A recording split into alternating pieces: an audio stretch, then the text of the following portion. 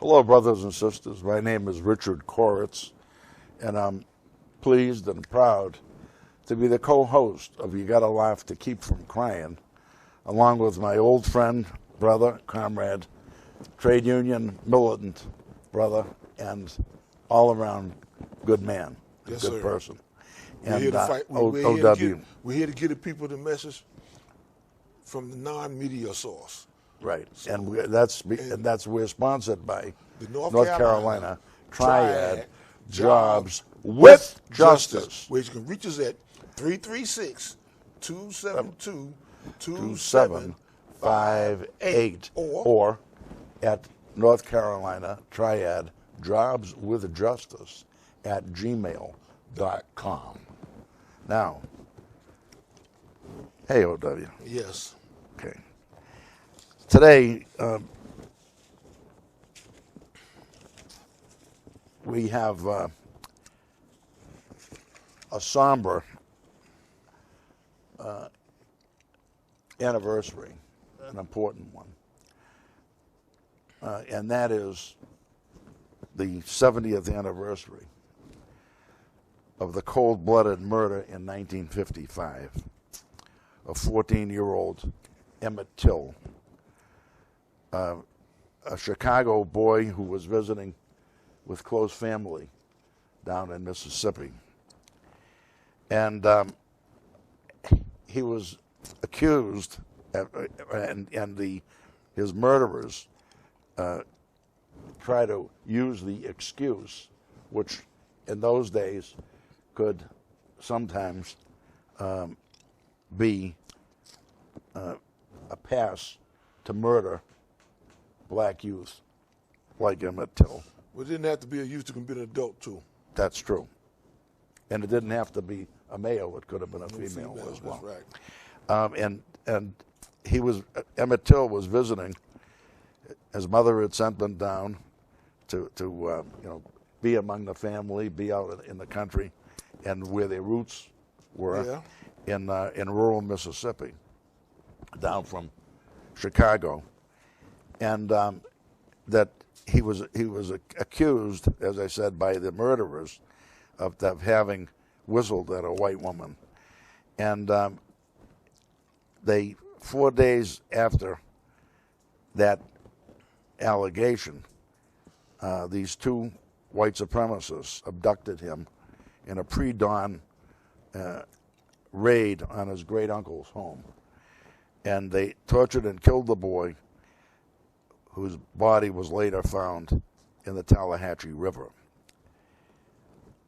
So that's the somber part that we need to remember, and remember well. But the elevation of the struggle of the Afro-American people from that cold-blooded murder by those white supremacist dogs, in my view, right, was that his mother, Mammy Till Mobley, courageously insisted on having an open casket at his funeral in Chicago so that the country could be a witness to the savagery of white supremacy. And thanks to her courage and the obvious savagery of white supremacy, it led to a reigniting of the Afro-American civil rights movement in the United States. And so, we have that vivid memory and the value of people putting forward just how savage white supremacy was and is. That is where I'm going with it right now. Yeah, but you got it right up. You're talking about it back then, but we got to look out for it right now with the administration that's going on out here and the things they're doing. That's correct. And so now, in light of that point, O.W., I want to talk about how Kilmar Abrego Garcia, a native of El Salvador, living and working in Maryland, living with his family and working like so many of the people who were immigrants to this country do.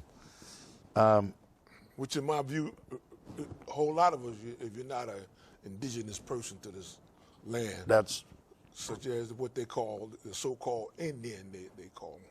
well, or in Canada, they say the First Nations Yes. people, which is I think a better Yes. phrase. But our viewers will remember that Brother Garcia was wrongfully deported back to his native El Salvador by the Trump ICE fascists, and wrongfully deported. I mean, the whole thing is wrong anyway. Yeah. But he was specifically wrongfully deported because the immigration judge had ruled that it would be unsafe, and this was in 2019, had ruled that it would be unsafe for him to be sent back to El Salvador. And yet these ICE thugs, under the biggest thug of them all, Trump in chief, had him on those planes in violation of new judges' decision to hold the planes or to have them return. And they defied that. And they defied that as well. So with that, this happened 6 months ago.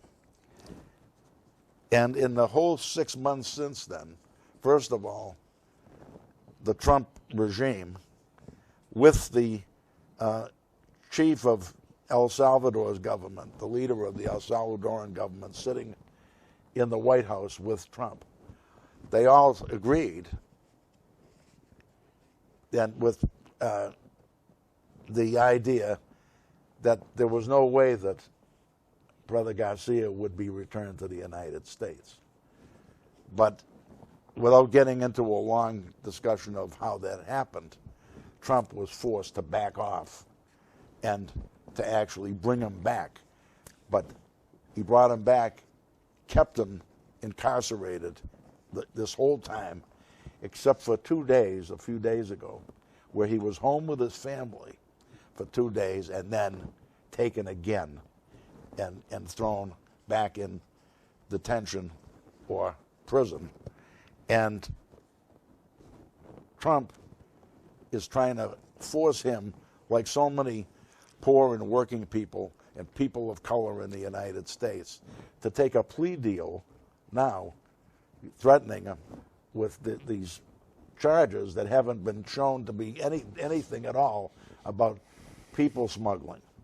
Now, if Trump was really hard on people smugglers, he sure as hell would not be upgrading Ghislaine Maxwell's 20-year prison sentence for the massive scheme that she, with Epstein, had carried out over decades against youth and the young women, particularly young girls, in the United States. And I'm saying all that, O.W., in light of what we're bringing to the attention of our viewers today, the somber and sobering truth of the lynching of this 14-year-old boy, Emmett Till, in 1955. Because, as you rightly pointed out, we're dealing with a regime now that wants to take us not only back to 1955, but probably to 1855, when slavery in the United States was still legal. And I want to quote Pam Bondi. It's hard to, I'll have to wash my own mouth out after this show, after saying that vile human being's name. But Pam Bondi, in yesterday's News and Record, was quoted as saying that Abrego Garcia was being processed for deportation. This was not only her, but also Homeland Secretary Kristi Noem saying this. And Pam Bondi, the U.S. Attorney General, told Trump during a meeting in the Oval Office, and I'm quoting now from the News and Record yesterday, that Abrego Garcia, quote, will no longer terrorize our country, unquote. Now, here's a man who hasn't been charged with any crimes at all, but he's been charged. Oh, that's right. That's right. Yes, that's right. Yeah, he's now been charged. He's been, but no proof. But human beings, right? Across Exactly. the country. Right. Exactly. And I forgot, but I believe that what they was talking about was something over 10 years old. Well, whatever it was, there's no substance in it at all. If there was any substance in it, it wouldn't have got to see how far he'd been put in jail a long time ago, wouldn't it? Yeah. Anyway. The fact that the Attorney General of the United States, who has terrorized Abrego Garcia, I wish you'd stop calling her the Attorney General of the United States. She is. And call her Trump Attorney General. Okay. Right now, she has the power of the Attorney General of the United States. Yes, she's still representing Trump. And not the American citizens. And what I'm getting to, though, I mean, citizens of the United States of America. Right. But what I'm getting to is the fact that it's actually Pam Bondi who has been terrorizing Abrego Garcia and his family for these last 6 months and more. And it's the same kind of vile, vicious, and murderous conduct toward people of color, in particular in the United States, and immigrants and the Afro-American people that Emmett Till also suffered at the hands of. And she should be held to account. Basically, I assume if, as some people say, it's a two-letter word with a bigger meaning. I assume that if whatever she do when Trump, if he leaves office, would probably pardon everything she did. Well, I would hope that they wouldn't leave office under those nice conditions at all, because their deeds are already. I see it as a criminal act. So and I'm not a lawyer or anything like that, but making up your rules as you go along without giving people real due process, because most of this is stuff they're doing, they're not really giving people due process, or if they was, they would not be doing it, because most of these people are backed up with legal papers of being in the United States. Right. And as we've talked about at some length around Mr.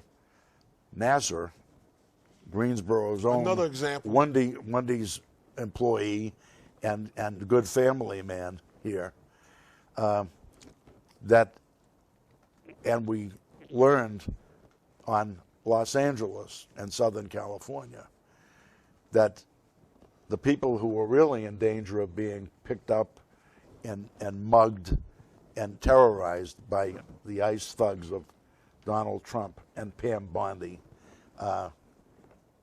they are the people who are going out to work every day and bringing home the bread for their families and providing profits, and because it's a capitalist system, Yes. providing profits for the big farmers, the millionaire farmers, and the big industrialists, and these sweatshop owners out in the Southwest, at Los Angeles and all, and the Within people the here. continental United States. would be Absolutely, sufficient. and The United right, States of America. that's right. Terrorizing people any way they can for their own purpose.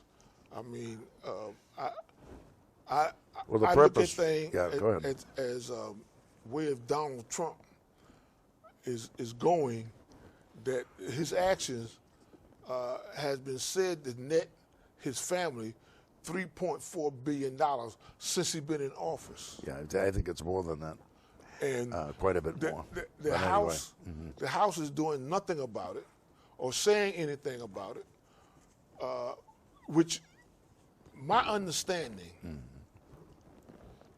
it is against the law. So they are breaking the law any and every way they can, or they are making up their laws as they go along. That is nothing but pure dictatorship. That which the American people are not really, the citizens of the United States of America are not really looking at how they are going or what they're doing. They're not looking at how really crooked this man is. Well, right now, he's still being partially successful in pitting particularly a lot of white workers and some Afro-American and others against the immigrant people, the immigrant population to a large extent. And that's one of the reasons why we need to be vigilant in defense of people like Brother Nasser here in the Greensboro area, and this community has come forward in his defense, in the defense of his family. It's why we need to be coming to the defense of Brother Garcia of Maryland.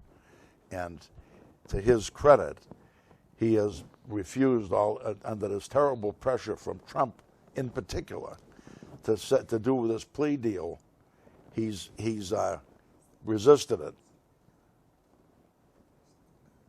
Yeah, and the plea deal is the threat that he'll be sent to Uganda.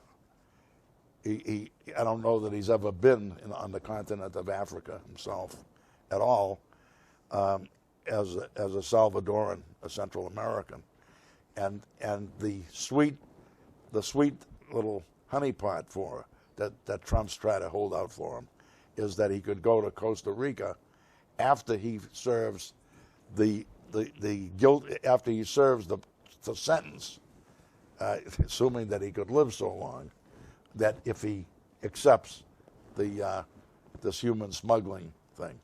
But he doesn't look like he's going to do that, and that's to his credit. Again, he's only seen his family 2 days in the last 6 months or so. But this is the rottenness of the regime of the convicted felon, Yes. Donald J. Trump, and the other supporters of It's human dictatorship. specifically, and I'm saying the human trafficking of young girls and women that Trump endorsed by choosing as his first Secretary of Labor in his first term, none other than Alex Acosta. Check out the sweetheart agreement that Acosta engineered for Epstein, the convicted slave trafficker. And so all the MAGA people out there who want to question what I'm saying, you explain how it is that Trump, out of all of the thousands of lawyers and out of all of the millions of people in the United States, how he ended up picking as his Secretary of Labor with responsibility for protecting the population of this country from sex trafficking and from sex slavery in the United States, and he picked Alex Acosta, that's how much Trump cared. And you should really have known that by now, even though the media is just about all controlled by the monopoly capitalists and the imperialists in this country. And so that's why your brains have been dulled around the question of who Alex Acosta is and who, more importantly, who Donald Trump is. So that's what I have to say about that. You wanted to go on and talk about Lisa Cook, the Federal Reserve Governor. You know, we talk about white supremacy, O.W. Yes. And we know that the mayors of all of the cities that Trump has already named that he wants to go into with the U.S. military in one form or another against their people, every single one of them is an Afro-American. And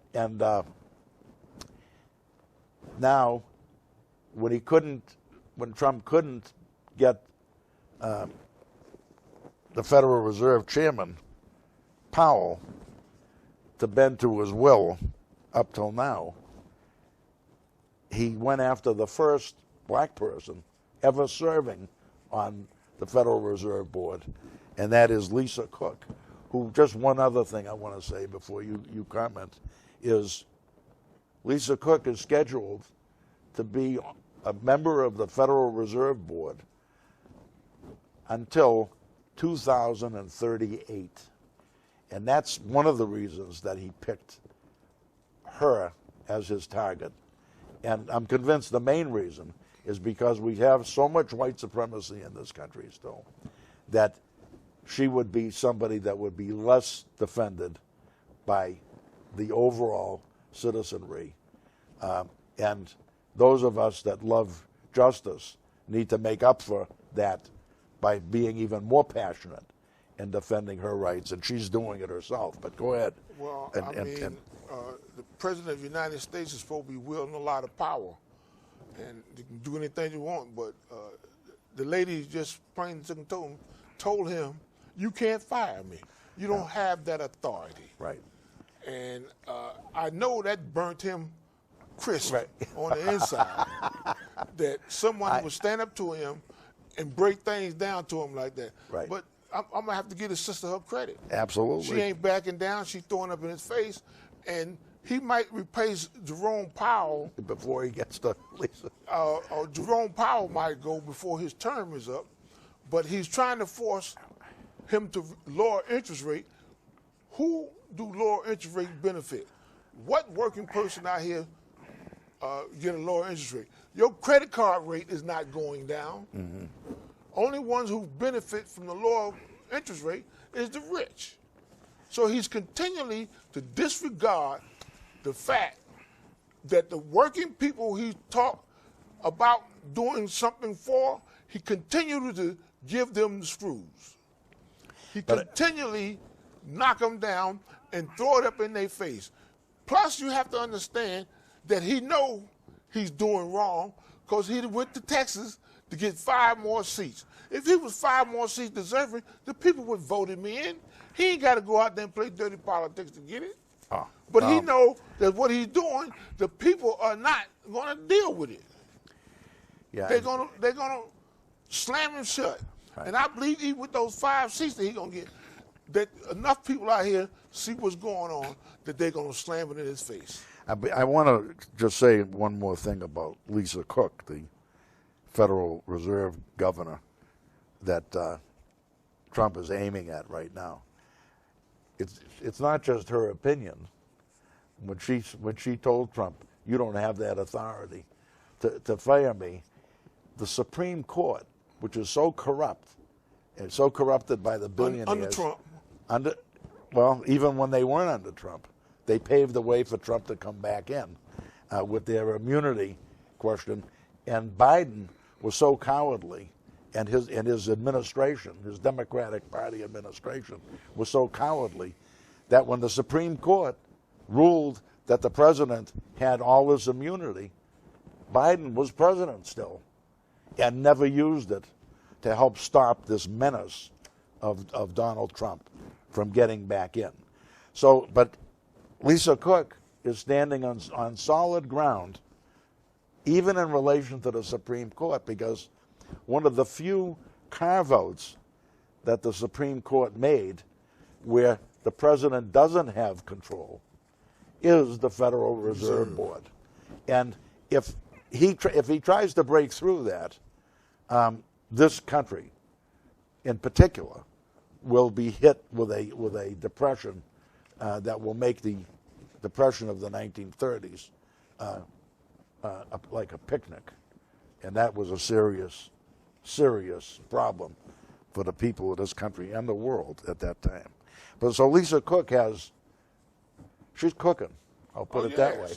She's standing her ground. She sure is. And I think he made a mistake in this instance because he got to go to the Supreme Court, and that's where the kicker comes in. The Supreme Court is going to have to follow the law that they themselves that's right. had made.